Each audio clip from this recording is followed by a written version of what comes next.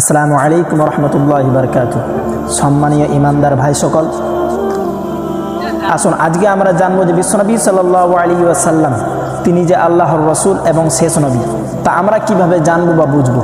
তো এই বিষয়ে আল্লাহ তাবারক তাআলা তার পবিত্র কালাম মাজিদে সূরা আহজাবের 40 নম্বর আয়াতের মধ্যে বলেছেন, মা কানা মুহাম্মাদুন আবা আহাদিম মির রিজালিকুম, মুহাম্মদ তোমাদের কোনো পুরুষের পিতা নন, ওয়ালাকির রাসূলুল্লাহ, বরং তিনি হচ্ছেন আল্লাহর রসুল, ওয়া খাতামান নাবিয়্যিন, এবং তিনি হচ্ছেন আল্লাহ তাবারক তাআলা শেষ নবী, ওয়া কানা আল্লাহু বিকুল্লি শাইইন আলিমা, এবং আল্লাহ তাবারক তাআলা সব কিছুই জানেন। এটা হচ্ছে আল্লাহ তাবারক তাআলা সূরা আহজাবের 40 নম্বর আয়াতের মধ্যে বলেছেন। এই আয়াতে আল্লাহ তাবারক তাআলা বিশ্বনবী সাল্লাল্লাহু আলাইহি ওয়াসাল্লামের ব্যাপারে দুটি কথা বললেন। এক নাম্বার হচ্ছে তিনি আল্লাহর রসুল, এবং দ্বিতীয় নাম্বার কথা বললেন যে তিনি হচ্ছেন শেষ নবী। তো এইবার প্রশ্ন হবে যে তিনি যে আল্লাহর রসুল এবং শেষ নবী, তা আমরা কিভাবে বুঝবো, আমরা কিভাবে জানবো। হযরত মুহাম্মদ মুস্তাফা সাল্লাল্লাহু আলাইহি ওয়াসাল্লাম তিনি যে আল্লাহর রসুল এবং শেষ নবী, তা আমরা কিভাবে জানবো বা বুঝবো।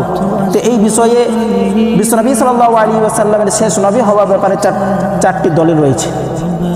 সেই চারটি দলিলের মধ্যে সর্বপ্রথম দলিল হচ্ছে তার তালিম অর্থাৎ শিক্ষা।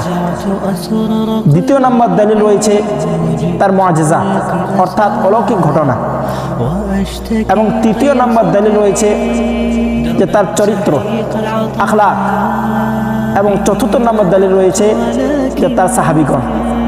এই চারটা দলিল হচ্ছে বিশ্বনবী সাল্লাল্লাহু আলাইহি ওয়াসাল্লামের নবী হবার অকাট্য প্রমাণ। এখানে আমার বক্তব্য শেষ করছি। ওয়া আখিরু দাওয়ানা আলহামদুলিল্লাহি রাব্বিল আলামিন।